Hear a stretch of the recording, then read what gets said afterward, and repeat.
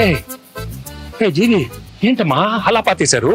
మా వైజాగ్ బీచ్ లో లోపల ఇసుక లోపల ఇలా ఏంటమ్మా? మ్యూజిక్ సిట్టింగ్ అని పిలిచారు సార్, పాతేశాడు సార్. ఈ అనిల్ చూస్తే వణికేచ్చేస్తుందమ్మా. ఏదో ఒకటి అడుగుతాడు. నాకు తెలిసి పటాస్ అప్పుడు బానే ఉన్నాడు సార్. మీరే బాగా ప్యాంపర్ చేశారు. నేను పాడతా దగ్గర నుంచి ఈయన్ని పాతేసే దాకా తీసుకొచ్చారు. సార్ సార్ సార్ సార్ ఏంటి ఏంటి ఏంటి సార్, సార్, సార్, అక్కడ చూడండి.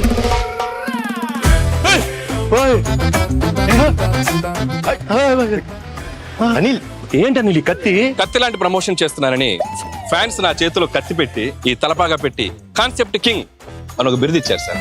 కానీ ఈ కత్తి చూడగానే ముహూర్తం రోజు ఒక కత్తి లాంటి ఒక వైరల్ ఐడియా చేయాలన్నది. కానీ ఎన్ని ఎన్ని ఎన్ని ఐడియాలు నేనే ఇవ్వాలి? ఒక ఐడియా మీరు ఇవ్వచ్చు కదా. కత్తి లాంటి ఐడియా ఇస్తానమ్మా. అప్పుడు కత్తి మీ చేతిలో ఉండాలి సార్.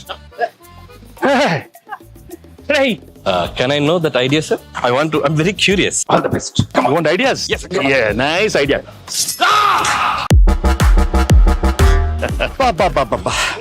రావిపూడి రక్తంతో విజయ తిలకం దిద్దిన వెంకటేష్ గారు. ఎలా ఉంది అనిల్? వైరల్ ఫీవర్ వచ్చాను నేను బయలుదేరి. ఆగమ్మా నీళ్ళు. ఈ సినిమాలో ఇంకో హీరో ఉన్నాడు. మరి నాతో తిలకం పెట్టించుకోవాలి. వీర తిలకం అమ్మాయిలు కదా పెట్టాలి. ఇద్దరిలో ఒక్కరు పెట్టండి ప్లీజ్. ఇద్దరం పెడతాం.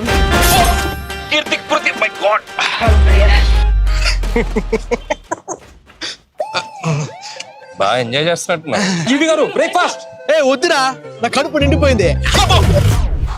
ఎంత రాయలసీమ బ్యాక్ డ్రాప్ అయితే మాత్రం మరీ అంత రక్తపాతం అవసరమా? మనది ఫ్యామిలీ బ్యాక్ డ్రాప్ ప్లీజ్.